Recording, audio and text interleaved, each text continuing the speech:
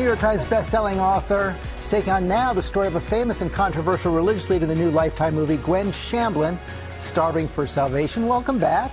Thank you so much. Now, I confess, I had not heard of Gwen Shamblin before. Tell us about her. I hadn't either. I got the offer, and I immediately Googled this person who I had no understanding of who she was in the world. Turns out there's more information on the internet about this woman than the Kardashians. What did she do?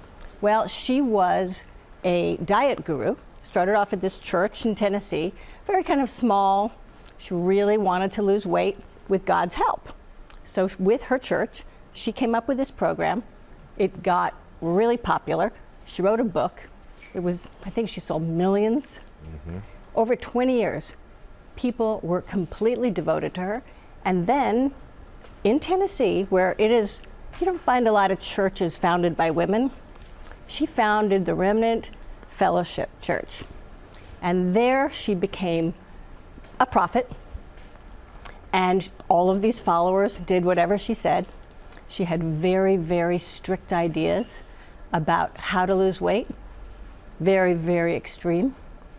And people would do whatever she wanted. And she said, you know, you should beat your children with hot glue sticks on their bare skin for discipline. And if that didn't work, you could lock them in the room for 3 days with just a Bible. Oh, sounds delightful. Wow. Yeah. Let's take a look at a clip. Yeah, wow. I don't think the dress is the problem, Tammy. You have put on a lot of weight. Only a few pounds. Oh my gosh, Tammy. Come on, Gwen. I can lose it. In 3 days? I can't have you up on the stage looking like 10 pounds of potato shoved in a 3-pound sack. Goodness gracious. Well, and your transformation, as you just saw, like complete. You really dove in, and you said the wig that we just saw was important to get right. Well, the wig was, as soon as I got the offer, I said, okay, I need 3 things. I need a really great dialect coach, as much as I need, all I can eat. I need the greatest wig maker.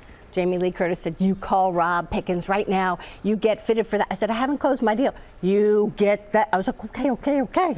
I go to Rob Pickens. I was like, I'll pay for it if I don't close my deal, but I guess we have to start. I did the dialect coach all the time. Only had 2 weeks. They made the wigs. It was like 4 different looks because it spans 20 years. And did it really, it helped you dive into the character? I mean, I guess so, because I had trouble not, see, I'm having trouble now. I kind of hear it. It's just weird. It's like takes me over.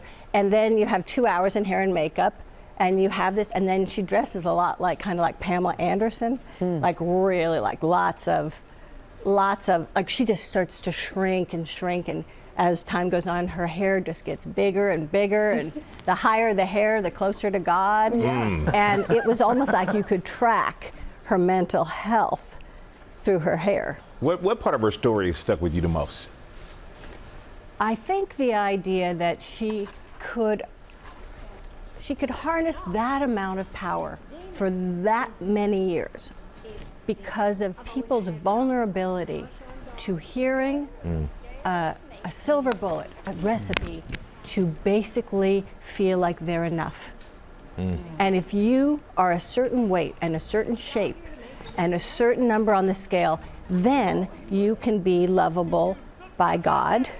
You can be lovable to yourself. You can be lovable to others. And anything shy of that is a sin. And she tapped into that real self-loathing that I think is epidemic. And basically, I consider her to be the personification of eating disorders. That she is the voice that people with eating disorders hear, which is, unless I am down those 4 pounds, unless I'm down that 200 pounds, I don't exist. And she I makes it the shouldn't voice be. of God. Yeah. Well, she says it is God. God is her boyfriend. Oh. At first she said, I've always felt like God was my boyfriend. He's like the, you know, the hot guy on the football team. He just knows how to come in and take care of everything. And then she divorces, even though she said it is a sin to divorce, and then she marries a guy who becomes her God. She marries a guy who then is basically God's throne over for the guy. So we also heard Dirty Dancing coming back. You're going to start and executive produce? That is the story, yeah. We're not, we are not giving up any dates at the moment because it's all really what I'm doing. My whole job with this is to get it right, to get it really right, you know, in Patrick's honor, in honor of all of the fans' relationship to the movie. And it just, you know, if you're going to do that movie again, it has to be right. Yeah. And so, But it's definitely happening. it's definitely happening. So exciting. Thank you so much. I'm very excited to say that it is. It's something that I refuse to do unless it's perfect. And so I'm doing my very best to make sure that we honor it. And I'm sure you will succeed. We're also looking forward to seeing Gwen Shamblin. Gwen Shamblin, Starving for Salvation, premieres this Saturday on Lifetime. Fasten your seatbelts.